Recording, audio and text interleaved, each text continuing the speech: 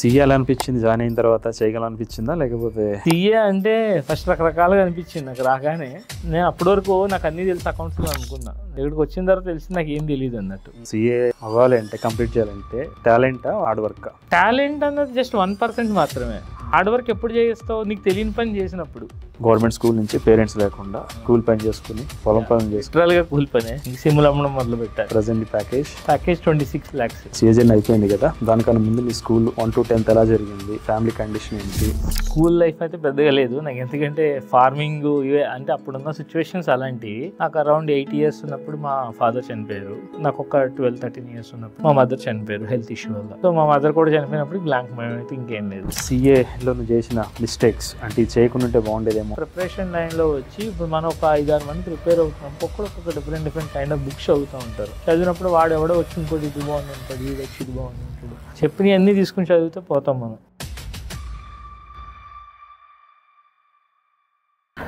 Yeah, CA సేమియా పవన్ ఎలా ఉన్నామ్మా? బాగున్నాను. ఎలా ఉన్నారు? Fine. So present working in IFB right? అవును. తెలంగాణ రీజియన్కి ఫైనాన్స్ హెడ్ నువ్వు. ఫైనాన్స్ అండ్ కమర్షియల్స్ ఎలా నడుస్తుంది ప్రజెంట్ జాబ్? ప్రజెంట్ అయితే అంతా బాగానే ఉంది, కంఫర్టబుల్గా మంచిగా నడుస్తుంది. ఓకే, అంటే మెయిన్గా ఏం చేస్తావు ఫైనాన్స్ అండ్ కమర్షియల్స్ అంటే నువ్వు? ఫైనాన్స్ అండ్ కమర్షియల్స్ అంటే ఇక్కడంతా లైక్ ఐఎఫ్బి అజ్యూనో లైక్ మొత్తం ఇదంతా హోమ్ అప్లయన్సెస్ డివిజన్ ఉంటుంది. తెలంగాణ స్టేట్కి సంబంధించిన ఎనీ స్కీమ్స్ ఆర్ ఫైనాన్స్ ఒక టీం ఉంటుంది, అకౌంట్స్ టీం ఉంటుంది నా కింద. ఒక 8-8 members. వాళ్ళు వర్క్ అంతా కానీ చూసుకుని ఎవ్రీ మంత్ రిపోర్టింగ్ కానీ క్వార్టర్లీ రిపోర్టింగ్ కానీ ఇదంతా, ప్లస్ కమర్షియల్ పార్ట్ ఏమైనా ఉన్నా కానీ స్కీమ్స్ డిస్కౌంట్స్ రిలేటెడ్ అదంతా చూసుకుంటూ ఉంటా. ఎలా ఉంటుంది జాబ్? ఓకే, బాగానే ఉంటుంది. సమ్టైమ్స్ ప్రెషర్ ఉంటుంది, సమ్టైమ్స్ అలా ఉంటుంది, మిక్స్డ్గా అలా సాగిపోతుంది ప్రజెంట్ అయితే. So present package 26 lakhs. So దీనికన్నా ముందు నువ్వు వర్క్ చేసింది NLC right? NLC government organization, central government company అది. సో దానిలో ఎంత ప్యాకేజ్ నీది అప్పుడు? అప్పుడు నేను జాయిన్ అయినప్పుడు ఒక 12 lakhs, 12.5 అలా ఉండేది. ఇప్పుడు జాయిన్ అయింది నేను 2018లో. ఓకే. సో 2018లో 12.5 ఉండేది. నేను 2022లో ఇంకా అక్కడ రిజైన్ చేసేసి వచ్చాను. నేను వచ్చేసినప్పుడు అరౌండ్ 16-17 lakhs ఉండేది నాకు అప్పుడు. అచ్చా, 16-17 ఉన్నాడు మానేసి ఇందుకు వచ్చావు. నార్మల్గా గవర్నమెంట్ కంపెనీలో జాబ్ వస్తే కంటిన్యూ చేస్తారు కదా, రిలాక్స్డ్గా ఉంటుంది, స్ట్రెస్ ఉండదు, కూల్గా పోతుంది. అది మానేసి ప్రైవేట్ దానికి ఎందుకు వచ్చావు నువ్వు? సో అవును, అది రిలాక్స్డ్గా అన్నారు కదా, సో మరీ ఎక్కువ రిలాక్స్ అయిపోతుంది అక్కడ. పని ఉండట్లేదా? పని ఉండదని నేను అన్నా, పని ఉంటుంది ఆబ్వియస్లీ. కానీ ఏంటంటే అక్కడ ఇంకా ఒకటే ప్యాటర్న్ ఆఫ్ వర్క్, ఒకటే టైం బౌండ్ ప్రమోషన్స్. ఇప్పుడు నువ్వు ఎంత కష్టపడినా అదేదో అంత తెలుగులో ఎగిరెగిరి దంచినంతే, ఎగరకుండా దంచినంతే అన్నట్టు. సో మీరు ఎలా చేసినా, ఎక్కువ చేసినా తక్కువ చేసినా ఏదైనా కానీ ఒకటే కైండ్ ఆఫ్ శాలరీ, ఒకటే కైండ్ ఆఫ్ ఇంక్రిమెంట్ అందరికీ. సో ప్రైవేట్లో అలా ఉండదు, డైనమిక్గా ఉంటుంది కొంచెం, నువ్వు ఎంత కష్టపడితే అంత. So this is the age. ఈ ఏజ్లో మనం కష్టపడితే తర్వాత హ్యాపీగా మనం తర్వాత రిలాక్స్ అయినా కూడా పర్వాలేదు. సో ఫైనల్గా స్ట్రెస్ కావాలంటే కొంచెం మరీ ఎక్కువ కాదు, ఇక్కడికి వచ్చాక అనిపించింది మరీ ఎక్కువ ఉంది. But okay, manageable, not an issue. Okay, ఇంటిలో జాబ్లో కంటిన్యూ చేద్దామా లేకపోతే ప్రాక్టీస్ థాట్స్ ఏమైనా ఉన్నాయా? అయితే థాట్స్ అయితే ఉన్నాయి, టైం కోసం ఎదురు చూస్తున్నా. అది రాదమ్మా, టైం ఉన్నది మనం చేసుకోవాలి. So okay. So first job నీది NLC, IFB second. So first job నీకు ఎలా వచ్చింది? ఆఫ్ క్యాంపసా లేక ఆన్ క్యాంపస్? క్యాంపస్లో వచ్చింది. సిఎంఏ క్వాలిఫై అయిన తర్వాత రైట్? ఫస్ట్ సిఎంఏ క్వాలిఫై అయ్యా. ఓకే. సో అక్కడ ర్యాంక్ వచ్చింది, all India rank. Okay. So అక్కడ నాకు క్యాంపస్లో ప్లేస్మెంట్ అయింది. ఓకే. ఫస్ట్ నువ్వు సిఏ ఎప్పుడు స్టార్ట్ చేసావు? నేను 2015లో స్టార్ట్ చేసాను. 15లో సిఏ స్టార్ట్ చేసావు. ఎప్పుడు కంప్లీట్ అయింది? 2019, అంటే నా జాబ్ వచ్చిన ఒక 1 year తర్వాత సిఏ కంప్లీట్ అయింది. 19లో కంప్లీట్ అయింది. నువ్వు ఫస్ట్ జాబ్ జాయిన్ అయింది ఎన్ఎల్సిలో 18లో. అది దేని మీద? సిఎంఏ మీద. యాక్చువల్లీ నేను CMA at the same time start చేశాను. ఓకే. 2017 ఎన్నికల్లో నా సిఎంఏ అయిపోయింది. 18లో సిఎంఏ మీద జాబ్ వచ్చింది. ఓకే. అప్పుడున్న కండిషన్స్ వల్ల so I have to go for జాబ్కి వెళ్ళాను. జాబ్కి వెళ్ళి ఇంకా అక్కడ కూర్చొని సిఏ కూడా కంప్లీట్ చేసుకోవాలని చెప్పి సో జాబ్ చేసుకుంటూ సిఏ కంప్లీట్ చేసావు అయితే? అంటే జాబ్కి వెళ్ళి ఎంత 1 year చదివావా? 1 year. 1 year. నార్మల్గా ఎలా ఉంటుందంటే జాబ్ వచ్చిన తర్వాత, అది గవర్నమెంట్ కంపెనీ జాబ్ వచ్చిన తర్వాత ఇంకా జాలీ అనుకుంటాం. మరి స్టిల్ సిఎండి చేయాలనుకున్నాం, ఎందుకంటే ఆల్రెడీ సిఎం అయిపోయింది, గవర్నమెంట్ కంపెనీ జాబ్ వచ్చింది, ఇంకా ప్రెషర్ లేదు, టెన్షన్ లేదు, కూల్. అయ్యా అన్నీ ఉన్నాయి, డబ్బులు ఉన్నాయి, ప్రెషర్ లేదు, మంచిగానే ఉన్నది. కానీ ఏంటంటే సిఏ డిగ్రీ అయితే లేదు. సో ఇంకోటి ఏంటంటే నేను స్టార్ట్ చేసింది, నేను హైదరాబాద్కి వచ్చిందే సిఏ చదవడం కోసం. ఓకే, మధ్యలో వేరే అన్నీ వచ్చినాయి, అల్టిమేట్ డెస్టినేషన్ నా సిఏనే. సో ఇది స్టార్ట్ చేసిన తర్వాత దాన్ని కంప్లీట్ చేయాలి. అండ్ మోర్ ఓవర్ నాకు జాబ్ వచ్చిన తర్వాత నేను ఇలాగే తెలిసిన వాళ్ళ దగ్గరికి, అన్న వాళ్ళు తెలిసిన వాళ్ళు, ఇప్పుడు వాళ్ళ దగ్గరికి వెళ్తే వాళ్ళు చెప్పారు క్వాలిఫైడ్ సిఏస్ ఇలా హ్యాపీగా నాకు అన్ని విధాలుగా సపోర్ట్ చేశారు. వాళ్ళు చెప్పారు ఓకే సిఎంఏతో జాబ్ వచ్చింది, మంచి ప్యాకేజ్ వచ్చింది, కంటిన్యూ చేయి, బట్ సిఏని మాత్రం వదలొద్దు అట్ ఎనీ కాస్ట్, ఏ టైంలో కూడా వదలొద్దు, ఎందుకంటే అది మెయిన్ నీ స్ట్రీమ్ అన్నట్టు. సో అవి కొంచెం నాకు మైండ్లో రిజిస్టర్ అయినాయి. సో ఖచ్చితంగా ఓకే సిఏకి నేను స్టార్ట్ చేసిన సిఏతోనే, బట్ వాళ్ళు చెప్పినప్పుడు ఇంకా ఎక్కువ అయింది మాట నాకు, ఎలాగైనా కానీ కంప్లీట్ చేయాలని. సో ఎందుకంటే ఫ్యూచర్లో నాకు ఒక 20 years 30 years తర్వాత డబ్బులు ఉంటాయి, అన్నీ ఉంటాయి, కానీ సిఏ డిగ్రీ అప్పుడు కావాలంటే రాదు. సో ఐ థాట్ ఓకే ఇప్పటివరకు కష్టపడడం, ఇంకొక సంవత్సరం కష్టపడితే అయిపోయింది కదా అన్నట్టు జాబ్ చేసిన. మరి ఎవరు చెప్పలేదా జాబ్ వచ్చింది కదా సిఏ ఎందుకు నీకు? చెప్పారు, చాలా మంది చెప్పారు, చాలా మంది అన్నారు ఎందుకు ఎంత కష్టపడుతున్నావు నువ్వు, CA already CMA 12 lakhs 4 lakhs రూపాయలు జీతం వస్తుంది, బాగానే ఉన్నది, సో మంచిగా రెస్ట్ తీసుకోవచ్చు కదా, ఎందుకు కష్టపడుతున్నాను. సో నేను మెంటల్గా ఫిక్స్ అయ్యా, నాకు కావాలి ఆ డిగ్రీ అంతే. అంటే నేనేదో అవ్వలేదు వదిలేసాను మిడిల్లో అన్న ఫీలింగ్ నాకు వద్దు. సో ఆ రిగ్రెట్ నాకు ఉండకూడదు ఏ టైంలో అయినా కానీ. కంప్లీట్ చేయాలనుకున్నా కంప్లీట్ చేసేసాను అంతే, ఒక 1 year. అంటే నార్మల్గా ఈ టైమింగ్స్ ఎలా ఉండేవి మరి ఎప్పుడు? ఆఫీస్ టైమింగ్స్ జనరల్గా 9:30 to 5:30 ఉండేవి. సో నాకు బోత్ గ్రూప్స్ ఇంకా అక్కడే చదువుకున్నాను. 6 monthsకి ఒక అటెంప్ట్. 9:30 to 5:30 వర్క్ చేయకుండా చదువుకున్నావా? ఆఫీస్ టైమింగ్స్ అయ్యి 9:30 to 5:30 ఆబ్వియస్లీ వర్క్ చేయాలి. And that government punch out చాలా ఉంటాయి అక్కడ రూల్స్. అంటే ఒక 1/2 hour లేట్కి వెళ్దాం, 1/2 hour ముందు వచ్చేసేది కూడా ఉండదు, ఆ పరిస్థితి కూడా ఉండదు. 9:30 and 9:30 maybe 10 minutes grace period ఇస్తారు వాళ్ళు అంతే. సో 5:30 వచ్చేసి చదువుకోవడం అప్పటి నుంచి మళ్ళీ. అంటే అక్కడ చదువుకునే టైమింగ్స్ కూడా ఎలా ఏంటంటే మార్నింగ్ ఒక 5 o'clock అలా స్టార్ట్ చేసేవాడిని లేచి. సో అక్కడ లైబ్రరీ కూడా ఉండేది టౌన్షిప్లో మాకు. సో అక్కడ 5 to 6 నేను ఫ్రెష్ అయిపోయి ఎంత అయిపోయి లైబ్రరీకి వెళ్ళిపోయేవాడిని 9:30కి. అండ్ టౌన్షిప్లో ఏంటంటే ఖాళీగా ఉంటాయి రోడ్లు, ఇంత ట్రాఫిక్ ఏమి ఉండదు. సో 10 kilometers కూడా 10 నిమిషాలు వెళ్ళిపోవచ్చు. సో 9:15 వరకు లైబ్రరీలో చదువుకుని 9:15కి ఆఫీస్కి వెళ్ళిపోయేవాడిని.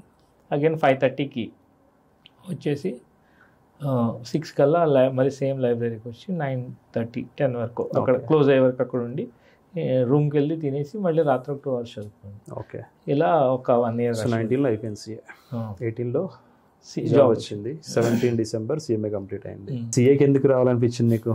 CA are CMA courses? CA are CMA అంటే ఒక పర్టిక్యులర్ రీజన్ అయితే ఏం లేదు. అంటే సిఏ అంటే చిన్నప్పటి నుండి నా బ్లడ్లో ఉన్నది సిఏ అంటే నేను చెప్పను. కానీ సిఏ అన్నది ఏంటంటే చూస్తూ ఉన్నా, లైక్ మా ఊర్లో నేను చాలా విలేజ్ బ్యాక్గ్రౌండ్, చాలా లైక్ కంప్లీట్ విలేజ్. సో ఏమైందంటే సిఏకి ఆ టైంలో నేను బీబీఎం చేసేవాడిని, బ్యాచిలర్ ఆఫ్ బిజినెస్ మేనేజ్మెంట్. చాలామంది ఎంబీఏ చేయడానికి కానీ అందరూ చేస్తాకెళ్ళేవారు. నాకున్న కమ్యూనికేషన్ స్కిల్స్కి ఎంబీఏ చేసి అప్పట్లో బెంగళూరులోకి వెళ్ళి ఎంబీఏ చేయాలి. బెంగళూరుకి వెళ్ళి ఎంబీఏ చేయాలంటే ఆల్మోస్ట్ 3 to 4 lakhs ఖర్చు అవుతుంది. ఓకే. సో నేను ఆ 3 to 4 lakhs నా దగ్గర డబ్బులు లేవు ఫస్ట్ థింగ్. ఓకే. సో నేను వెళ్ళాలంటే నేను ఎక్కడైనా ఇంట్రెస్ట్కి 24% 18% మార్కెట్లో మీకు తెలిసిందే.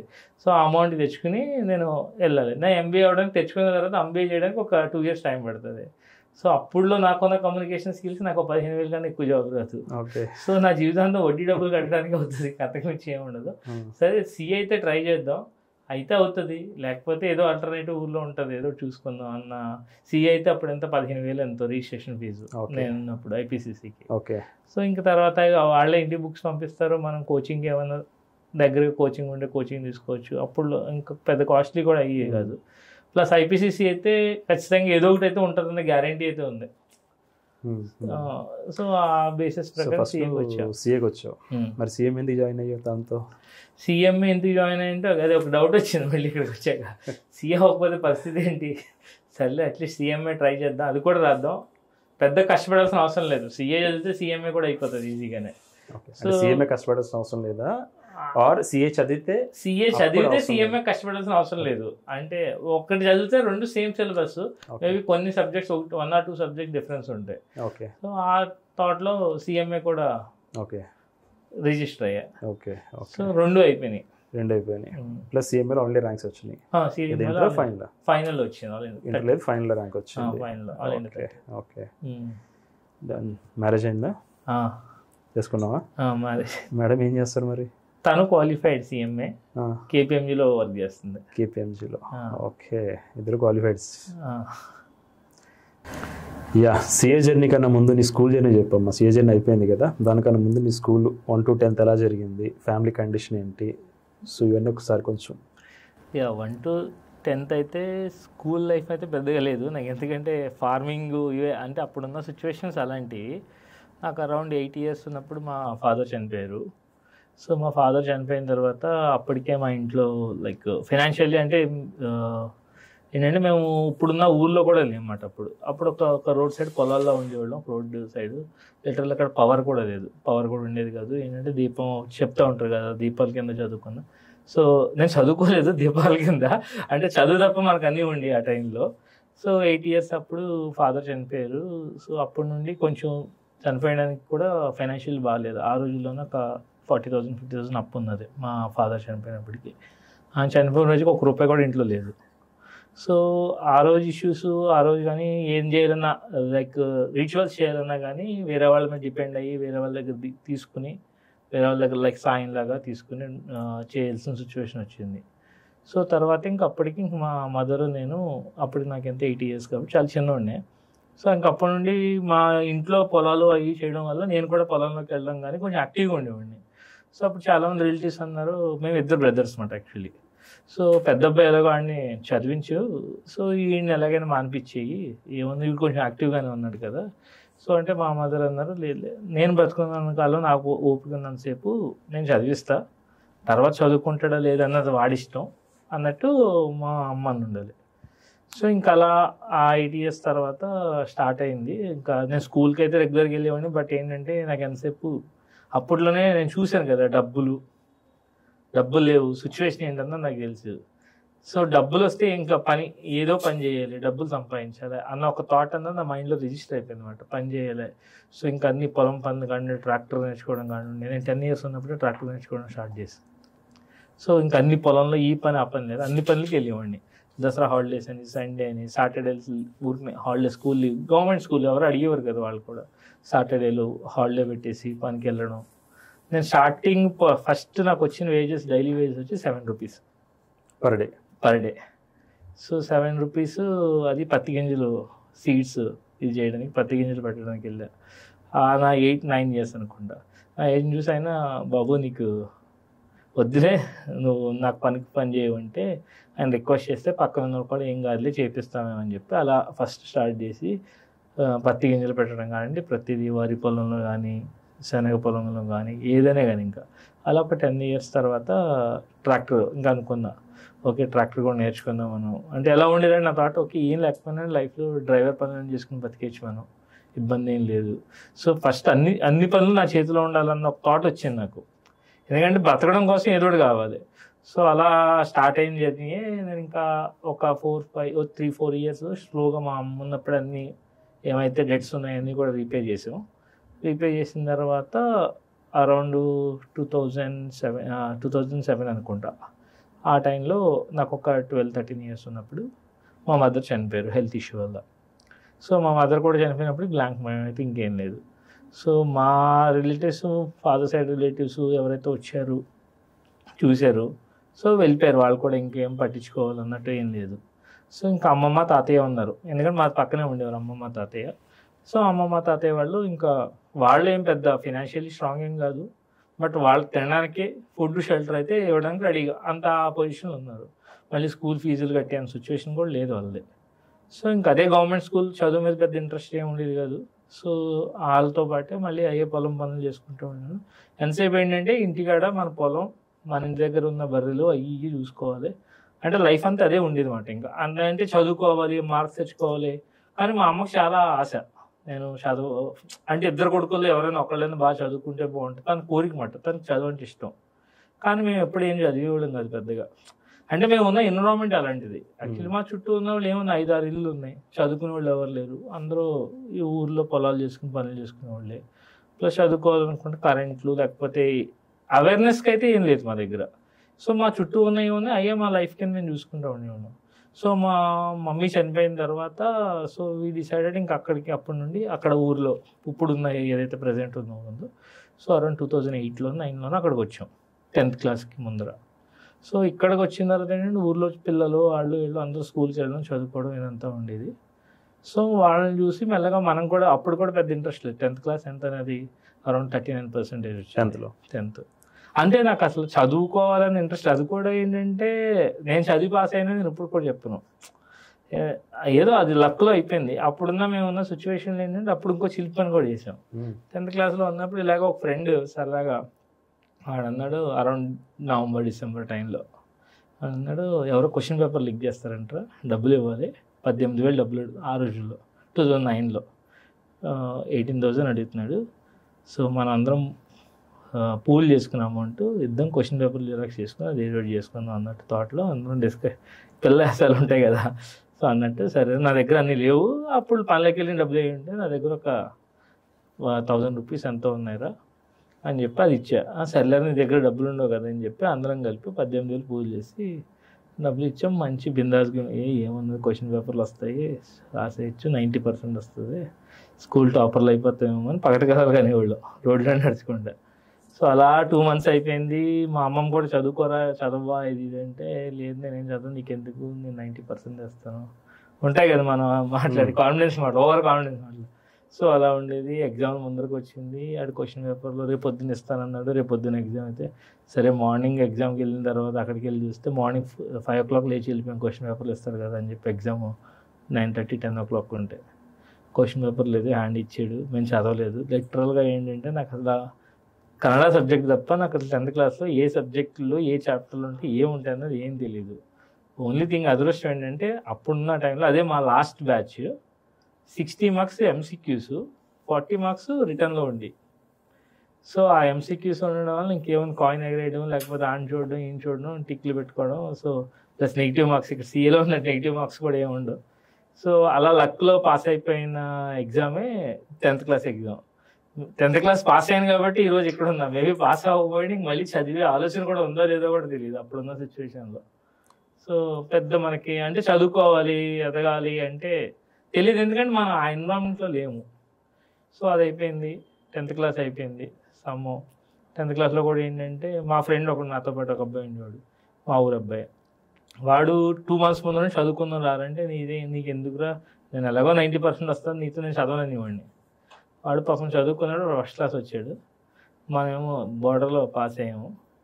సో అందరూ అన్నారు ఎవరు ఏం చేయాలో తెలియలే. 10th అయిన తర్వాత కామర్స్ చేయాలా, సైన్స్ చేయాలా, ఆర్ట్స్ చేయాలా. జనరల్ కర్ణాటకలో అవన్నీ ఉంటాయి. సో సైన్స్ అయితే మన వల్ల అవ్వదు, ఆర్ట్స్ అయితే మరీ చిన్నగా ఉంటుంది, ఎందుకులే కామర్స్కి వెళ్దాం, ఫ్రెండ్స్ అందరూ కూడా కామర్స్ చేస్తున్నారు కదా అని చెప్పి ఒక కాలేజ్కి వెళ్ళాం. మా ఊర్లో ఎక్కడ అడ్మిషన్ దొరకనప్పుడు అక్కడ అడ్మిషన్ దొరుకుతుంది. ఆ కాలేజ్కి వెళ్ళాను నేను. ఎలాగో డైరెక్ట్ అక్కడికి వెళ్దాం, మనకి ఎక్కడ దొరకదని. ఆ కాలేజ్ ప్రిన్సిపల్ అన్నా నీకు అడ్మిషన్ ఇవ్వనమ్మా అన్నాడు. అదే ఈ కాలేజ్లో కూడా నాకు అడ్మిషన్ అవ్వకపోతే ఇంకెక్కడ అడ్మిషన్ దొరుకుతుంది అన్న సిచ్యువేషన్ వచ్చిందన్నమాట. సో తర్వాత బతిమాలితే ఇంకా అక్కడ అడ్మిషన్ ఇచ్చాడు. పోనీ అక్కడైనా కానీ బుద్ధి వచ్చి చదువుకుందానంటే అది లేదు. ఇంటర్మీడియట్ ఫస్ట్ ఇయర్ అంతా మీకు తెలిసింది కర్ణాటకలో ఏంటంటే ఫస్ట్ ఇయర్ మార్క్స్ కౌంట్ చేయరు, సెకండ్ ఇయర్ మార్క్సే ఉంటాయి. సో ఫస్ట్ ఇయర్ అంతా కూడా అలా తిరుగుతూ ఉన్నా. అప్పట్లో టాటా డోకోమో సిమ్ములు ఇంక సిమ్ములు అమ్మడం మొదలు పెట్టారు. చెప్పే కదా నాకు డబ్బులు కావాలి, డబ్బులు అక్కడెక్కడ నుండి వస్తాయి ఏంటి అని సిమ్ములు అమ్మడం, టాటా డోకోమో సిమ్ములు అమ్మడం, అవి చిన్న చిన్న ఎన్నో చేసుకుంటూ ఉన్నాం. ఫస్ట్ ఇయర్ కూడా అలా కాలం గడిచిపోయింది. సెకండ్ ఇయర్లో చేంజ్ అయ్యనమాట. సెకండ్ ఇయర్లో చదవడం అంటే కూడా అది ఒక ట్రిగర్ పాయింట్ అనుకోవచ్చు. లైక్ ఏంటంటే ఇంటర్మీడియట్ సెకండ్ ఇయర్లో ఇలాగ ఒక కమ్యూనిటీ ఫంక్షన్కి వెళ్ళాను. సో అక్కడ ఏంటంటే అడిగారు ఎవరు అబ్బాయి రా నువ్వు అన్నట్టు అడిగారు. ఎవరు అబ్బాయి అంటే మా ఫాదర్ నేను చెప్పా, ఆయన గుర్తుపట్టల. ప్లస్ ఆయన తప్ప కూడా లేదు, ఆయన ఎప్పుడో చనిపోయాడు. సో ఆయన గుర్తుపట్టలేదు. సో గుర్తుపట్టకపోతే నేను అప్పుడు మా రిలేటివ్స్ డబ్బులు ఉన్న వాళ్ళు 5-6 మంది పేర్లు చెప్పిన తర్వాత పలానా వాళ్ళు అబ్బాయి నువ్వు అన్నట్టు ఈ రికగ్నైజ్డ్ మీ. అప్పుడు అనుకోను అబ్బా నా పేరు చెప్పుకోవడానికి ఎంతమంది పేర్లు చెప్పుకోవాలా అన్న ఒక థాట్ వచ్చింది అనమాట. సో ఆ థాట్లో ఉండి అప్పుడు ఆలోచించుకొని ఏం చేయాలి ఎలా చేస్తే అన్నట్టు ఫస్ట్ నేము ఎలా అంటే మనకంటూ మనకు ఒక పేరు ఉండాలి కదా అన్నట్టు ఆలోచించుకోండి. ఇప్పుడు నేమ్ ఉండడానికి మనకా ఫ్యామిలీ బ్యాక్గ్రౌండ్ లేదు, డబ్బులు అంతకన్నా లేదు. ఏదైనా స్పెషల్గా చేస్తేనే మనకు నేమ్ వస్తుంది. మనం స్పోర్ట్స్లో అంత చేసి అంత సీన్ కూడా చేసిన నా దగ్గర. సరే చదువుకోవడం ఒకటి అట్లీస్ట్ పాస్ అవుతా ఉంటే ఏదో ఒకటి మనకి బెటర్గా ఉంటుంది కదా అని చెప్పి, అలాగే ఒక ఫ్రెండ్ చెప్పాడు ఇంటర్మీడియట్ కష్టంగా ఉంటుంది, చదువుకోవాలి లేకపోతే పాస్ అవ్వాలి. ఆబ్వియస్లీ మా ఊర్లో కూడా ఎవరు ఫస్ట్ అటెంప్ట్లో నా ఫ్రెండ్స్ ఎవరు అవ్వలేదు. Intermediate normal inter PUC. Yeah, మా ఊర్లో పియూసీ కూడా ఎందుకంటే కర్ణాటకలో మా డిస్టిక్ రాయచూర్ డిస్టిక్ అనేది కొంచెం బ్యాక్వర్డ్లోనే ఉంటుంది ఎడ్యుకేషన్లో. సో దాంతోపాటు మా ఫ్రెండ్స్ అందరూ నేను ఎలా ఉంటాను నా ఫ్రెండ్స్ కూడా ఆబ్వియస్లీ అలాగే ఉంటారు. సో ఎవరో ఫస్ట్ అటెంప్ట్లో ఒకసారి పాస్ అయిన వాళ్ళు అందరూ సప్లీలు రాసి పాస్ అయిన వాళ్ళే. సో అయితే ఓకే అట్లీస్ట్ నేను పాస్ అయితే చాలు వీళ్ళందరూ కదా. కానీ అప్పటికే మా ఊర్లో వాళ్ళందరూ క్రికెట్ ఆడుతూ ఉంటే తిట్టేవారు, మీకేం పని లేదరా మా పిల్లల్ని చెడగొడుతున్నారు అది ఇది అని ఊర్లో కూడా అనేవారు. సో మనం ఇంకా క్రికెట్ బ్యాట్లు పట్టుకుని ఇంకా వస్తే వెళ్ళిపోయేవాళ్ళం. సో ఊర్లో ఉన్న వాళ్ళందరూ ఒక టెంపుల్లో కూర్చుంటారు కదా, పిలిచి తిట్టేవారు అనమాట, మీరు ఇంకేం పాస్ అవ్వరారా మీరు ఇంతేనా అది అని. సో ఇలాంటివన్నీ చిన్న చిన్నవన్నీ నా మైండ్లో ఇది అయ్యి అది కూడా చదవడం స్టార్ట్ చేశా. ఇంటర్మీడియట్ సెకండ్ ఇయర్లో స్టార్ట్ చేసావు కామర్స్. సో అప్పుడు కూడా ఏంటంటే పెద్దగా నాకు అసలు చదవడం అలవాట్లేదు. ఫస్ట్ థింగ్ స్పెల్లింగ్స్ రావు, ప్రొనౌన్సియేషన్స్ అసలు రావు. సో ఏం చేశానంటే ఇంకా అరౌండ్ జూలైలో అనుకోండి, నా మార్చిలో ఎగ్జామ్ ఉంటే పియూసీలో ఇంటర్మీడియట్ సెకండ్ ఇయర్లో జూలై నుండే స్టార్ట్ చేశా. స్టార్ట్ చేయడం కూడా ఏంటంటే ఫస్ట్ 1 month కూర్చోవడం అలవాటు చేసుకున్నాను. బుక్స్ నేను నా థాట్ అయితే నాకు ఫిక్స్ చేసుకున్నాను, నేనైతే ఇప్పుడు నేను చదివినా ఎక్కువ. సో ఫస్ట్ పుస్తకాల ముందర కూర్చోవడం అలవాటు చేసుకున్నాను. 1 month నీకు పుస్తకాల ముందర కూర్చోవడం అలవాటు అయితే ఏదో ఒక రోజు నువ్వు చదువుతావు డెఫినెట్గా. సో ఫస్ట్ కూర్చోవడం అలవాటు చేసుకున్నాను. కూర్చుని జస్ట్ పేజెస్ కౌంట్ చేసుకున్నా, ఈచ్ బుక్ ఎన్ని పేజెస్ ఉన్నాయి, సో ఎన్ని డేస్ ఉన్నాయి. సో నేను ఏంటంటే బ్రేక్ డౌన్ చేసుకుని ఓకే డైలీ ఒక 2 pages చదివితే చాలు, నేను ఇది పాస్ అయిపోతాను. నా టార్గెట్ అంతా పాస్ అవ్వడం అంతే. సో అలాగా చదువుకుంటా ఒక 1 month ఏమో అసలు ఏం చదవాలి, ఊరికి వెళ్ళేవాడిని, కూర్చునేవాడిని, కాసేపు 2 hours కూర్చునేవాడిని బుక్ ముందర, అటు ఇటు పేజీలు తిప్పేవాడిని అంతే. సో తర్వాత చదువుతూ ఉన్నప్పుడు నాకు మీనింగ్స్ స్పెల్లింగ్స్ కూడా తెలిసి కదా పెద్దగా. మళ్ళీ dictionary Telugu to Kannada Kannada to English ఒకటి, ఇంగ్లీష్ టు ఇంగ్లీష్ డిక్షనరీ తీసుకుని డైలీ ఒక 10 words రాసుకునేవాడిని. అట్లా మీనింగ్స్ ఏంటి, ఎందుకు అసలు ఏం తెలియదు నాకు. ఎందుకంటే నేను కన్నడ మీడియం అసలు ఏం చదువుకోలేదు, ఇంటర్మీడియట్ డైరెక్ట్ వచ్చి ఇంగ్లీష్ మీడియంలో పెద్ద ఏదో చేసేద్దాం అన్నట్టు వచ్చాను. సో అప్పుడు కూడా ఇంకా అలా ఏదో నేర్చుకోవాలన్నట్టు ఇంకా ఎవరో చెప్పారు అన్నమాట, ఇలాగా నువ్వు డైలీ వర్డ్స్ రాసుకున్నట్టు మీనింగ్ రాసుకుంటే ఇంగ్లీష్ బాగా వస్తుందని. ఇంటర్మీడియట్ ఇంగ్లీష్ మీడియం రాసాను. ఇంటర్మీడియట్ అవునా? ఎందుకు కన్నడ మీడియం ఆప్షన్ ఉంటుంది కదా? ఏమో నేను అప్పుడు మా వాళ్ళు అందరూ ఇంగ్లీష్ మీడియం తీసుకున్నా, అంటే ఇది తీసుకోవాలన్న థాట్ లేదు. ఫస్ట్ ఇయర్లో అయిపోయింది, ఇంటర్మీడియట్ అయిపోయింది, తర్వాత డిగ్రీ జాయిన్ అయ్యా. సో బీబీఎం కర్ణాటకలో బీబీఎం అయిపోయింది. దెన్ సిఏలోకి వచ్చి జాయిన్ ఇంటూ సిఏ. మరి సిఏ ఎలా అనిపించింది? జాయిన్ అయిన తర్వాత చేయగలనిపించిందా లేకపోతే? సిఏ అంటే ఫస్ట్ రకరకాలుగా అనిపించింది నాకు రాగానే. నేను అప్పటి వరకు నాకు అన్నీ తెలిసి అకౌంట్స్లో అనుకున్నా నిజంగా. అంటే ఇక్కడికి వచ్చిన తర్వాత తెలిసి నాకు ఏం తెలియదు అన్నట్టు. డిగ్రీ వరకు చదువుకున్నావుగా? డిగ్రీ వరకు చదువుకున్నాను. అప్పుడు చదువుకున్న విధానమే వేరు, ఇప్పుడు ఇక్కడ వచ్చిన తర్వాత చదివే విధానమే వేరు. ఓకే. అక్కడ మనకి ఏం కాన్సెప్ట్ లేదు. డెబిట్ అంటే లెఫ్ట్ సైడ్ వేసుకో, క్రెడిట్ అంటే రైట్ సైడ్ వేసుకో, అవుట్ స్టాండింగ్ ఉంటే యాడ్ చెయ్యి, ప్రీపెయిడ్ ఉంటే లెస్ చెయ్యి, ఇలాగే నేర్పించారు. కానీ ఇది ఎందుకు యాడ్ చేస్తున్నావు, ఎందుకు లెస్ చేస్తున్నావు, అసలు ఏంటి అన్నది ఎక్కడ మనకి అలా కాన్సెప్చువల్గా చెప్పింది లేదు. ఇక్కడ సిఏలోకి వచ్చిన తర్వాత అన్ని ఒకరోజు ఫస్ట్ రోజు అకౌంట్స్ క్లాస్లో కూర్చున్నాను. నాకు బేసిక్సే నాకు ఏం అర్థం కాల. ఏంటి అసలు ఏం అర్థం కావట్లేదు, ఏంటి అసలు నేను అన్ని చదువుకుని వచ్చినా కూడా ఎన్ని ఏం లేవు, కొత్తగా ఉన్నాయని భయం వేసింది ఒక టైంలో. అసలు మన వల్ల అవుతుంది, ఎందుకంటే నాతో పాటు జాయిన్ అయిన వాళ్ళందరూ చాలా బాగా చేస్తాను. అంతా సిపిటీ రూట్తో వచ్చాను, నేను డైరెక్ట్ ఎంట్రీ త్రూ వచ్చాను. ఆబ్వియస్లీ వాళ్ళకి ఏంటంటే స్టార్టింగ్ నుండి బేసిక్స్ సిపిటీలో ఉంటాయి కాబట్టి. సో నాకేం అంత బేసిక్స్ ఏం లేవు, చదివాం, పాస్ అయిపోయాం, వచ్చేసాం అంతే, నా నేమ్ సేక్. సో యాక్చువల్గా అసలు ఏంటి కాన్సెప్చువల్గా అన్నది నాకు తెలియదు. ఇక్కడికి వచ్చిన తర్వాత ఒక 2-3 రోజులకు అర్థమైంది మనకేం తెలియదురా అని.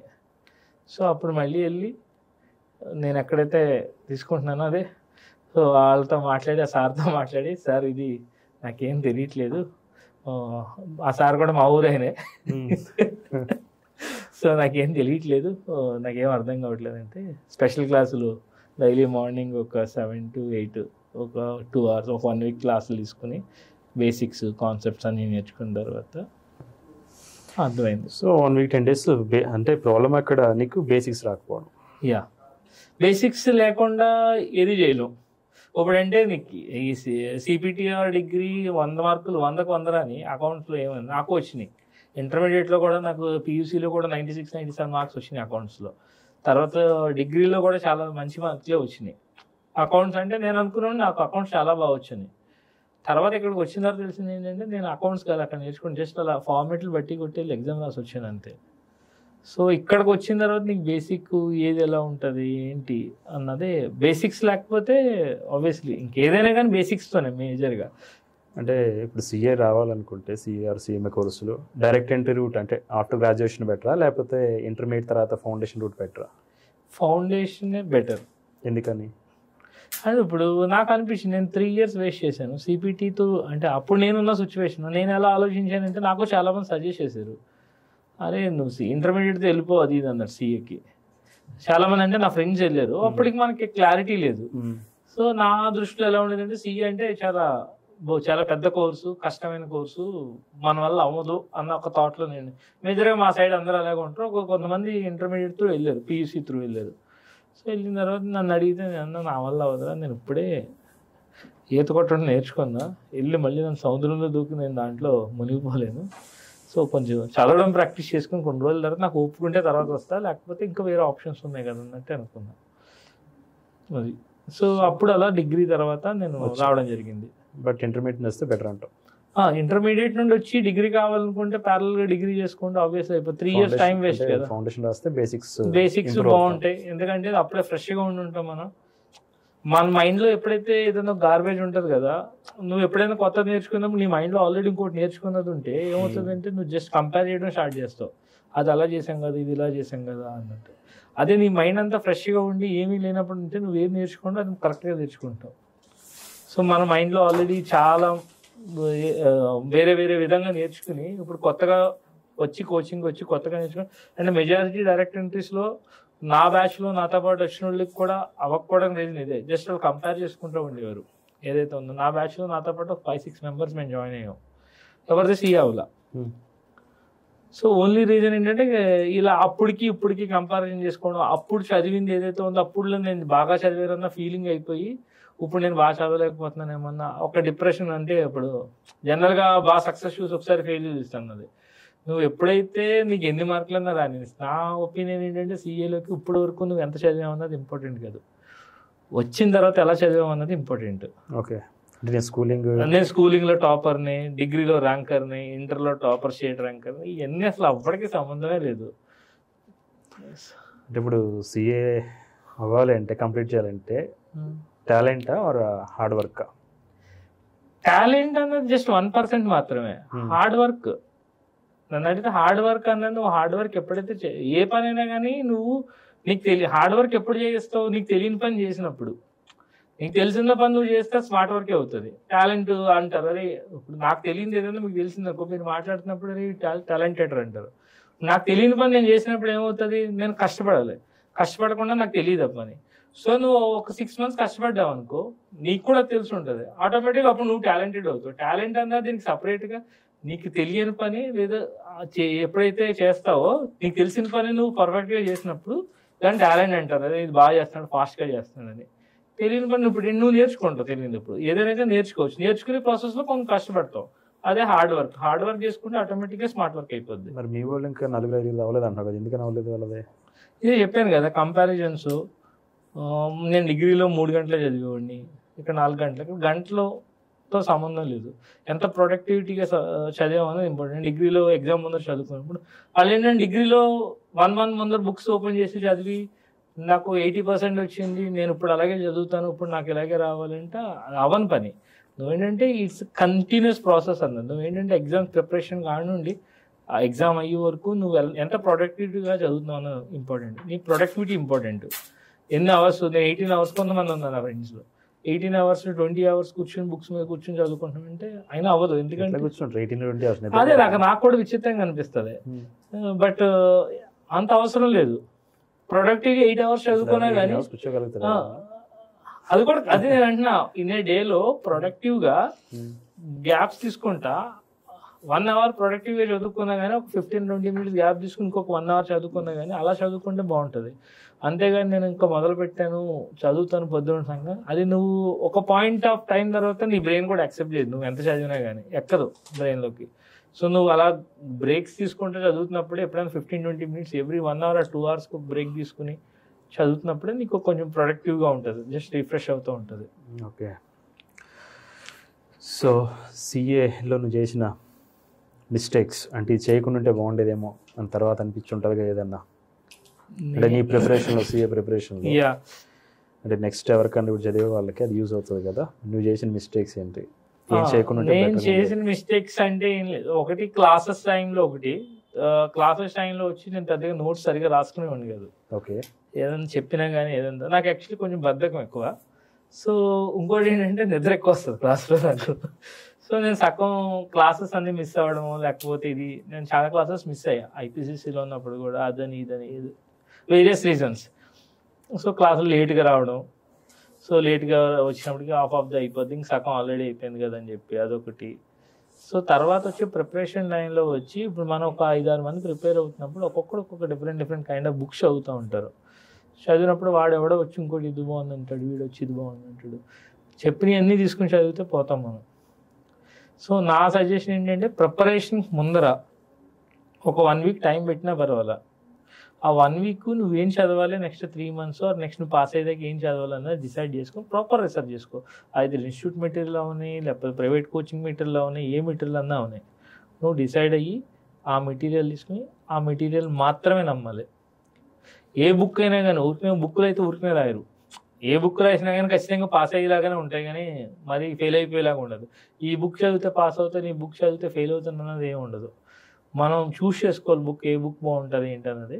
బట్ స్టార్టింగ్లోనే చేసుకోలేదు, మిడిల్లో నేను ఒక 1 month 2 months ప్రిపరేషన్ చేసిన తర్వాత మళ్ళీ నేను కొత్త బుక్ చేంజ్ చేసి ఇలా నేను ఐపీసీసీలో చేసి యాక్చువల్లీ అంటే చేంజ్ చేయడం కాదు, 4-5 బుక్లు ఒకేసారి రెఫర్ చేసేవాడిని. ఇలా చూస్తే ముందర ఇలా బుక్స్ అన్ని పెట్టుకుని కూర్చునేవాడిని నేను. చాలా మంది చెప్పారు అదే ఇన్ని బుక్స్ ఎందుకు అంటే నేనైతే చాలా ఎక్కువ చదివేస్తాను అన్న ఫీలింగ్లో, అదే నాకు అన్నీ తెలుస్తాయి అన్న ఫీలింగ్లో నేను ఉండేవాడిని. ఒక అటెంప్ట్ పోయిన తర్వాత అర్థమైంది ఓకే ఇది కాదు మనం చేయాల్సింది.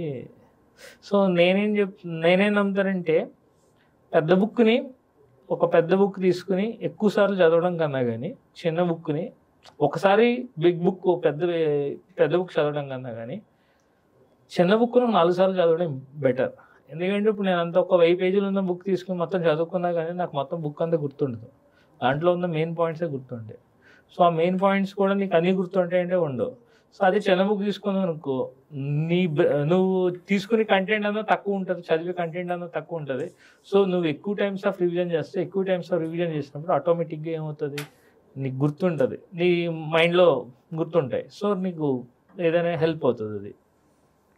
ఓకే, ఎక్కువ బుక్ చదవకూడదు అయితే.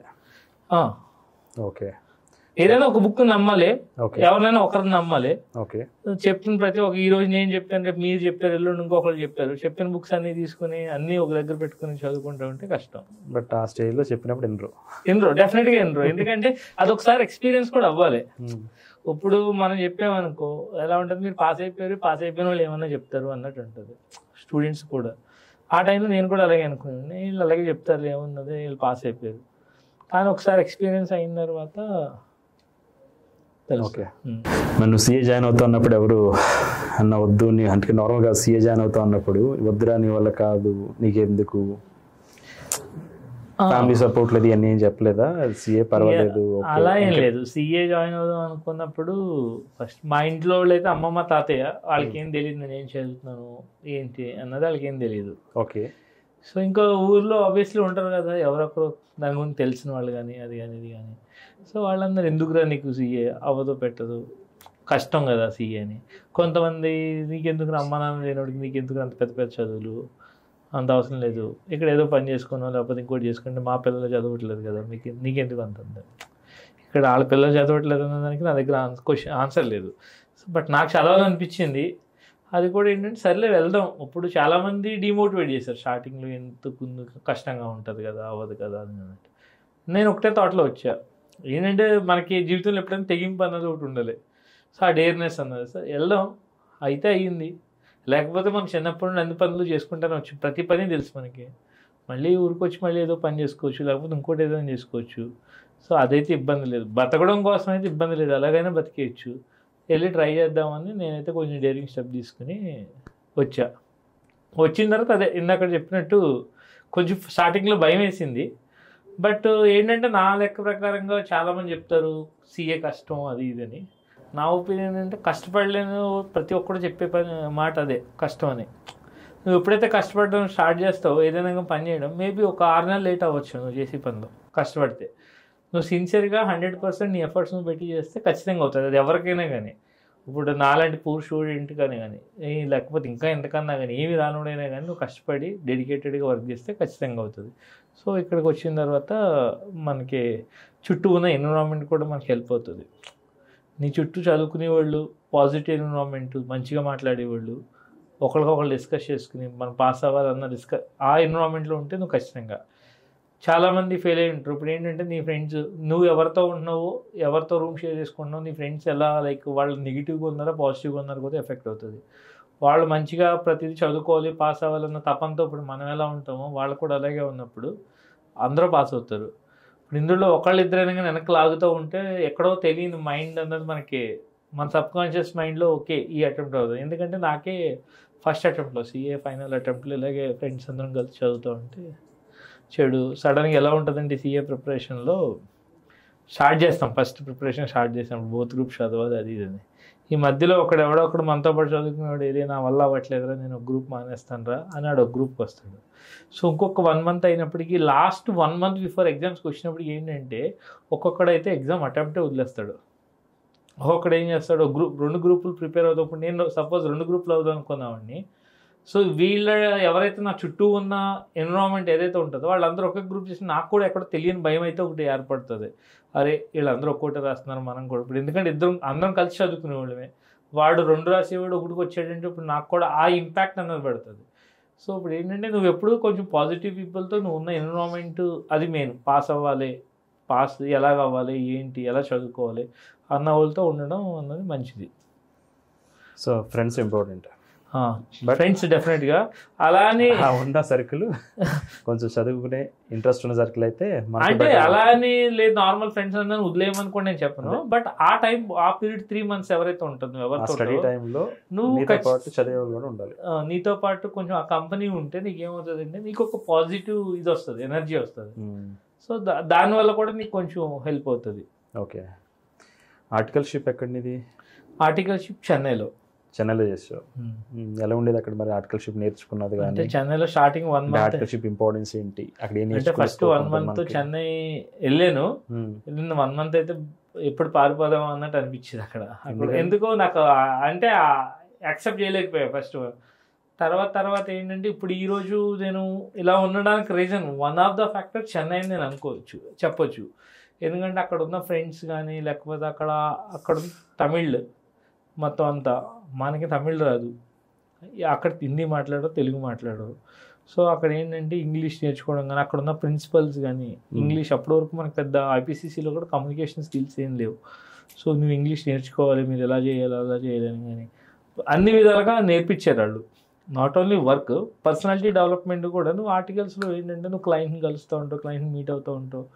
సో ఎవరితో ఎలా మాట్లాడాలి ఏంటి అన్నది కూడా నీకు ఆర్టికల్స్ పీరియడ్ అన్నది బాగా నేర్పిస్తుంది. నీకు అల్టిమేట్గా నీకు ఏంటంటే ఇప్పుడున్న సిచ్యువేషన్ నువ్వు ప్రాపర్ ఆర్టికల్స్ చేసి బయటికి రాలేదంటే జాబ్స్ కూడా నీకు అంత ప్రిఫరెన్స్ అయితే ఉండదు. ఎందుకంటే ఎవ్రీబడి ఎక్స్పెక్టింగ్, కంపెనీస్ కూడా ఇప్పుడు నేను ఒక 10 lakhs పే చేస్తున్నాయంటే వాళ్ళ ఎక్స్పెక్టేషన్స్ వాళ్ళకు ఉంటాయి. సో నా ఒపీనియన్ ఏంటంటే ఆర్టికల్స్ ప్రాపర్గా మంచి ఒక మిడ్ సైజ్ ఫామ్లో చేసుకుంటే, మరి నేను హయ్యర్ ఫామ్స్ బిగ్ ఫోర్స్కి అలాంటివి కూడా నేను అంటే నా పర్సనల్ ఒపీనియన్ అది, దీంట్లో మళ్ళీ ఇదేం కాదు. పర్సనల్ ఒపీనియన్ ఏంటంటే బిగ్ ఫోర్లో ఏదైనా కానీ ఏంటంటే నీకు ఒక క్లయింట్ ఇస్తారు లేదా ఒక ప్రాసెస్ ఇస్తారు, ఆ ప్రాసెస్ని మొత్తం నువ్వు చేయాలి అంతే. ఆ ప్రాసెస్ ఒకటి నువ్వు రెస్పాన్సిబుల్. కానీ ఇక్కడ ఎలా ఉంటుందంటే ఈ మిడ్ సైజ్ ఫామ్స్లో కింద నుండి పై వరకు అన్నీ నువ్వే చేస్తావు. బీట్ ఓచింగ్ కాడ నుండి ఫైనలైజేషన్ వరకు నువ్వే చేసుకున్నప్పుడు ఏంటంటే నీకు సెల్ఫ్ లెర్నింగ్ అనేది బాగా వస్తుంది, నేర్చుకుంటావు కొత్తగా. సో రేపొద్దున్న నువ్వు ఓన్ ప్రాక్టీస్ పెట్టుకోవాలన్నా కానీ లేదంటే నువ్వు ఎక్కడైనా కంపెనీలో వర్క్ చేయాలన్నా కానీ బాగుంటుంది మిడ్ సైజ్ ఫామ్స్లో. నీ ఒపీనియన్లో? నా ఒపీనియన్ అది. ఓకే, కాంట్రవర్సీ లేదు ఇక్కడ. ఇక్కడ ఏం కాంట్రవర్సీ లేదు, అంటే ఎవరిష్టం వాళ్ళది. బట్ నా ఒపీనియన్ ఏంటంటే mid size firm is good. అంటే నేను జాయిన్ అవ్వాలి, మనం నేర్చుకునే స్కోప్ అన్ని వర్క్స్. నీకు అక్కడ ఏమవుతుంది, నీకు చిన్న ఫార్మ్స్లో ఏమవుతుంది అంటే mid size firms I mean నీకు అడ్మినిస్ట్రేషన్ కూడా తెలుస్తుంది. అంటే ఇప్పుడు ఆఫీస్లో ఏం చేయాలి, ఏది ఏ టైంకి అవుతుంది ఏంటి అన్నది. ఎందుకంటే 3 years or 2 years ఆర్టికల్స్ పీరియడ్లో ఫస్ట్ ఇయర్ నువ్వు ఏం లేకపోయినా సెకండ్ థర్డ్ ఇయర్ నువ్వు సీనియర్ ఆర్టికల్ అవుతావు. సీనియర్ ఆర్టికల్ అయినప్పుడు ఆఫీస్లో ఏం జరుగుతుందో నీకు అంత ఒక రెస్పాన్సిబిలిటీ అన్నది ఉంటుంది. ఇప్పుడు నీకు వర్క్ చేయడమే కాదు, నువ్వు ఎలా నీ కింద ఉన్న జూనియర్ ఆర్టికల్స్ వర్క్ చేయించుకోవడం కానీ, ఆ వర్క్ని మేనేజ్ చేయడం కానీ, ప్రిన్సిపల్కి రిపోర్ట్ చేయడం కానీ, ఇదంతా కూడా నీకు రేపు పొద్దున్న కంపెనీకి వెళ్ళినా హెల్ప్ అవుతుంది, నీ ఓన్గా స్టార్ట్ చేసుకున్నా కూడా హెల్ప్ అవుతుంది. ఎక్కడ ఏ ఫామ్లో చేస్తావు చెన్నైలో? ఎం గోపాల్ అండ్ కో. నీకు సిఎంఏ అయిపోయి జాబ్ వచ్చిన తర్వాత సిఏ వదిలేయద్దు, సిఏ చేయమని చెప్పారన్నావు కదా ఎవరో, జాబ్ వచ్చిందని సిఏ డ్రాప్ చేయొద్దు, సిఏ కంప్లీట్ ఎవరైనా? ఆయన కేఎంఎం అని కే మోహన్ దాస్ అండ్ కో అని ఒక పార్ట్నర్ తరీష్ అన్న. ఓకే, తరీష్ అన్న ఫస్ట్ నేను ఇలా పాస్ అవ్వగానే వెళ్ళామట, చెన్నైలోనే క్యాంపస్ ప్లేస్మెంట్స్ అవన్నీ జరుగుతూ ఉంటే ఇంకా అయిపోయిన తర్వాత అన్న దగ్గరికి వెళ్ళా, అన్న ఇలా వచ్చింది అంటే.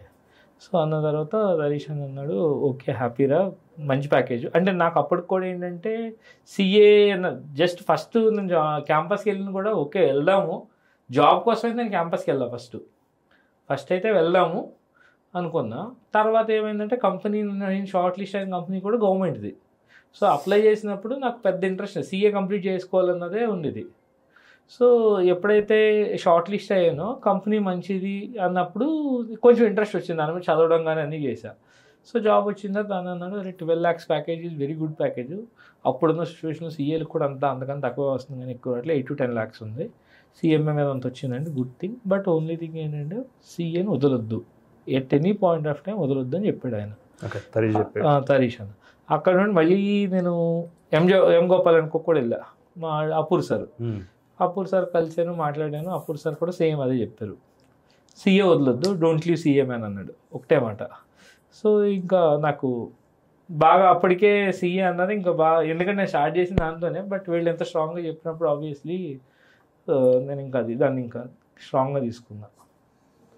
ఓకే, నార్మల్గా ఇప్పుడు సీఏతో పాటు సిఎంఏ రెండు చేస్తే బెటరా, ఆర్ ఓన్లీ సీఏ అనుకుంటే సీఏ మీద ఉండిపోతేనే బెటరా? అంటే ఒక సీఏ చదివే పిల్లోడు స్టూడెంట్ సిఎంఏ కూడా చేస్తే బెటర్ అంటావా, లేకపోతే బెటరే బెటరా? సీఏకి స్టిక్ అవ్వాలన్న రూల్ అయితే ఏం లేదు, రెండు చేసుకోవచ్చు, తప్పేం లేదు. ఎందుకంటే నువ్వు ఒకసారి చదివితే రెండు రాయొచ్చు. నా అడ్వైస్ అయితే రెండు చేసుకో. ఎందుకంటే ఇఫ్ యు ఆర్ గోయింగ్ ప్రాక్టీస్లో అయితే ఏదైనా ఒకటి okay, if you are going for employment అయితే నీకు ఎక్కడో ఒక యాడెడ్ అడ్వాంటేజ్ ఉంటుంది, క్వాలిఫికేషన్ డ్యూయల్ క్వాలిఫైడ్. ఇప్పుడు నేనే ఉన్నా, ఇప్పుడు మా సిఎఫ్ఓ అడిగారు నన్ను ఏంటి నువ్వు సీఏనా అని. లేదు సార్ నేను CMI, is a qualified cost accountant. ఆయన ఇమీడియట్గా అన్న ఫస్ట్ డైలాగ్ ఏంటంటే you are more than you are qualified than me అన్నట్టు అన్నాడు. ఎందుకు రెండు క్వాలిఫికేషన్లు, ఇప్పుడు అదే నాకు సీఏ ఒకటే ఉంటే ఆయన డైలాగ్ అండు. సో ఏంటంటే ఒక పాజిటివ్, అంటే రెండు క్వాలిఫికేషన్లు ఉన్నాయన్న ఒక పాజిటివ్ ఇంప్రెషన్ అయితే మేనేజ్మెంట్లో ఎప్పుడూ ఉంటుంది నీకు. సో దానివల్లే వస్తాయి నేను చెప్పను, దానివల్ల కూడా వచ్చే ఛాన్స్ ఉన్నది. ఓకే, మేబీ ఎప్పుడైనా కానీ యూజ్ అవ్వచ్చు, అది ఎప్పుడైనా అవ్వచ్చు. ఏదైనా ఒక టైంలో నీ మేనేజ్మెంట్ కన్సిడర్ చేయొచ్చు. అలానే నువ్వు ఓన్లీ పాస్ అయిపోయి నువ్వు ఏం వర్క్ చేయకుండా నాకు రెండు క్వాలిఫికేషన్లు ఉన్నాయి కదా అని కూర్చుంటే ఎన్ని క్వాలిఫికేషన్లు ఉన్నా కూడా ఉపయోగం లేదు. మ్యారేజ్ అయింది రైట్? అరేంజ్డ్ మ్యారేజా లేక లవ్ మ్యారేజ్? ఎట్లా మేడం ఎలా పరిచయం నీకు? మేడం ఇలాగే క్లాసులు, అంటే పరిచయం అంటే తనకు నేను తెలుసు జనరల్గా ఏంటంటే నేను క్లాసెస్ కానీ అలా అప్పుడు జాబ్ వచ్చి ఇదంతా ఉన్నప్పుడు. బట్ నాకు అప్పటికి తను నా క్లాస్మేట్ కాదు, జూనియర్. ఓకే, బట్ మన గురించి ఇప్పుడు నేను చదివిన దగ్గర కానీ ఎక్కడైనా కానీ చెప్తా ఉంటారు కదా, లైక్ ఇలా పలానా అబ్బాయి క్వాలిఫై అయ్యాడనో whatever it is. So అప్పుడులో నేను వెళ్ళి పిల్లలతో మాట్లాడడం కానీ జాబ్ ఎలాగా ఏంటి జాబ్ వచ్చినాయి అలాగా. సో అలా తనకి నేను తెలుసు, బట్ నేను ఎప్పుడు స్టార్టింగ్లో ఎప్పుడు మాట్లాడింది ఏం లేదు. సో తర్వాత ఎప్పుడు తను కూడా క్వాలిఫై అయింది, తర్వాత జాబ్ కోసం ఇద్దరం ఇలాగా ఒక ఫ్రెండ్ త్రూ అప్రోచ్ అయితే నా నెంబర్ రావడం, ఇద్దరం మాట్లాడడం, తనకు జాబ్లో ఇంటర్వ్యూస్ ఎలాగా ఏంటి అనే డిస్కషన్. సో అలాగా ఫస్ట్ ఫ్రెండ్స్ అయిన తర్వాత ఒక 1 year తర్వాత అనుకుందాం ఇద్దరం, సో చేసుకుందాం అంతే. వాళ్ళ ఇంట్లో ఒప్పుకున్నారు? వాళ్ళ ఇంట్లో ఒప్పుకున్నారు. ఇంట్లో అయితే నువ్వే కదా డిసైడ్ చేయాలి? మా ఇంట్లో అయితే నేనే. మరి ఒప్పుకునే ముందు మరి ఏం అడగలేదా నిన్ను? నన్ను అడగలేదు, బట్ వెనకాల ఫ్యామిలీ బాగా ఎంక్వైరీ చేయడం కూడా పెద్దగా ఏం లేదు కదా. పెద్దగా ఏం లేదు. సో ఓన్లీ థింగ్ ఎంక్వైరీ నా గురించి ఎంక్వైరీ, ఇంకా నా గురించి ఎంక్వైరీ అయితే నీకు తెలిసిందే, ఇంకా దాంట్లో కొత్తగా ఏం లేదు. నాకేం తెలుసు. ఓకే, ఇఫ్ నాట్ సిఏ, ఒకవేళ సిఏ కానీ సిఎంఏ కానీ చదవకపోయి ఉంటే, డిగ్రీ తర్వాత ఆపేసి ఉంటే, ఆర్ ఇంటర్మీడియట్లో ఆపేసి ఉంటే, ఒకవేళ సిఏ లేకపోయి ఉంటే నీకు డిగ్రీ, నీ లైఫ్ ఎలా ఉండేది ఇప్పుడు? డెఫినెట్గా ఇలా అయితే ఉండేది కాదు. ఆ ఊర్లో ఎక్కడో 4 బర్రెలు మెప్పుకుంటా, 4 ఎకరాలు పొలం చేసుకుంటా, పెళ్ళి కూడా అయ్యేది కాదు మీ పాటికి, అలా ఊర్లో ఉండేవాడిని. ఓకే, ఏదో అంటే బతుకుతున్నామంటే బతుకుతున్నప్పుడు మంచిగా ఉన్నది లైఫ్ అంతా. అప్పుడు పెళ్ళి అయింది, చిన్న పాప, హైదరాబాద్లో ఒక ఇల్లు కొనుక్కున్నాను. ఓకే, బాగానే ఉంది, కారు ఉంది, ఆఫీస్కి వెళ్తున్నా వస్తున్నా, చిన్న చిన్న మంచిగానే బాగుంది. ఇప్పుడు లైఫ్ స్టైల్ పరంగా లగ్జరియస్గా ఉన్నది. అప్పుడులో నేనున్న జస్ట్ ఇమాజిన్ 10 years బ్యాక్, ఇక్కడ నుండి 10 years 2014లో నాకు బతకడానికి కూడా కొంచెం కష్టంగానే ఉండేది, ఎందుకంటే డబ్బులు ఉండడానికి కానీ చేయడానికి కానీ. ఇప్పుడు మంచిగా ఉన్నది ఒక 10 years స్పాన్లో. ఈ 10 years స్పాన్లో నేను ఎలా ఉండడానికి రీజన్ ఏంటంటే ఆబ్వియస్లీ సిఏ, ఆ క్వాలిఫికేషన్. బట్ సిఏ కన్నా సిఎంఏ ఫస్ట్ నాకు పాత ఇచ్చింది. నేను అంటే ఫినాన్షియల్గా నేను క్రైసిస్లో ఉన్నప్పుడు సిఎంఏ క్వాలిఫికేషన్ నాకు చాలా హెల్ప్ అయింది. ఎందుకంటే ఆ రోజు నాకు ఆ క్వాలిఫికేషన్ లేకపోతే డెఫినెట్గా జాబ్ వచ్చేది కాదు. అప్పుడున్న సిచ్యువేషన్లో సీఏ అప్పుడే నెక్స్ట్ 1 yearలో ఇది. ఎందుకంటే సీఏ కూడా ఇందాక మెంటల్ స్ట్రెస్ లేదు, డబ్బులు వస్తున్నాయి, తినడానికి ఉన్నది, అన్నీ ఉన్నాయి. ఓన్లీ నా పని చదువుకోవడం, ఆఫీస్కి వెళ్ళడం అంతే. ఇప్పుడు ఓన్లీ ప్రిపరేషన్ ఉన్నప్పుడు ఎవరో ఒకరిని అడగాలి కదా అమౌంట్ అన్నది, ఎందుకంటే చాలామంది హెల్ప్ చేశారు నాకు. సో అలా తీసుకున్నప్పుడు కూడా నాకు కూడా ఉంటుంది కదా, అదే నేను ఇంత హెల్ప్ తీసుకుని చదువుతున్నానంటే నేను ఇది అవ్వకూడదు, మంచిగా చదవాలి నాకు. ఇప్పుడు ఎందుకంటే అల్టిమేట్గా మనకి ఎవరైనా సాయం చేసేటప్పుడు మనం వాళ్ళ పేరు చెప్పకపోయినా కానీ వాళ్ళు ఎవరికైతే ఇచ్చింటారో వాళ్ళు సక్సెస్ఫుల్గా మంచిగా అయ్యారంటే వాళ్ళకి అంతకన్నా హ్యాపీనెస్ వేరే ఉండదు. మనం ఇచ్చినప్పుడు ఒకళ్ళు మన గురించి చెప్పకపోయినా కానీ వాళ్ళు బాగున్నారంటే మనకు ఆ హ్యాపీనెస్ ఉండదు. సో నేను అదే అనుకున్నా, అట్లీస్ట్ మనకి ఎంత ఇప్పుడు నమ్మి ఇస్తున్నప్పుడు అమౌంట్ ఎంత కావాలంటే అంత నువ్వు చేసుకో అన్నట్టు నమ్మి ఇచ్చినప్పుడు ఆబ్వియస్లీ మనం దాన్ని నిలబెట్టుకోవాలన్న థాట్లో అయితే ఉండేదన్నమాట. సో ఈ 10 years లైఫ్ అన్నది చాలా చేంజ్ చేసింది. సో లాస్ట్ 10 years తర్వాత సీఎం అయిపోయింది. బట్ ఐఎఫ్బికి వచ్చానంటే రీజన్ దానికి అగైన్ సీఏ. ఆ రోజు నేను సీఎం అయిపోయింది, నాకు జాబ్ వచ్చిన రిలాక్స్గా ఉంటే నేను అక్కడే ఉండేవాడిని ఎన్ఎల్సీలో. సో ఎప్పుడైతే నేను అక్కడ ఉండి మళ్ళీ సీఏ చదివానో ఈరోజు సీఏ, ఎందుకంటే they have a rule like every region, state రీజన్కి ఒక చార్టర్డ్ అకౌంటెంట్ ఉండాల్సిందే. Without CA they will not take. So obviously CA వల్ల ఇప్పుడున్న జాబ్ వచ్చింది. అప్పుడు అసలు స్టార్ట్ చేసిన ప్రస్తావన ఏంటంటే సీఎంఏతో. సో రెండు నాకు చాలా హెల్ప్ అయింది. గవర్నమెంట్ స్కూల్లో చదువుకుని Kannada medium, right? Kannada medium. PUC intermediate 39%, 10th 39, intermediate 70+ వచ్చింది. తర్వాత బీబీఎం చదువుకుని గవర్నమెంట్ స్కూల్ నుంచి పేరెంట్స్ లేకుండా, రైట్, స్కూల్ పని చేసుకుని ఆ స్టేజ్ నుంచి ఇప్పుడు సిఎస్ఈ క్వాలిఫై తెలంగాణ రీజన్లో ఐఎఫ్బికి ఫైనాన్స్ అండ్ కమర్షియల్ హెడ్ స్టేజ్లో ఉన్నాం. సూపర్ జర్నీ ఇది. ఎందుకంటే ఆ లైఫ్కి ఈ లైఫ్కి ఎక్కడ చాలా కంపారిజన్ లేదు. సో అది పాసిబుల్ ఏంటంటే ఓన్లీ బికాస్ ఆఫ్ క్వాలిఫికేషన్ చదువు, రైట్? ఆల్ ది బెస్ట్ రా. ఓకే అన్న, టైం ఇచ్చావు, వచ్చావు. అండ్ నీ థాట్, నీ గోల్, ప్రాక్టీస్ కూడా తొందరలోనే స్టార్ట్ చేసి సక్సెస్ఫుల్గా మరి చేయాలి. హోప్ఫుల్లీ తీసుకెళ్తే బాగుంటుంది.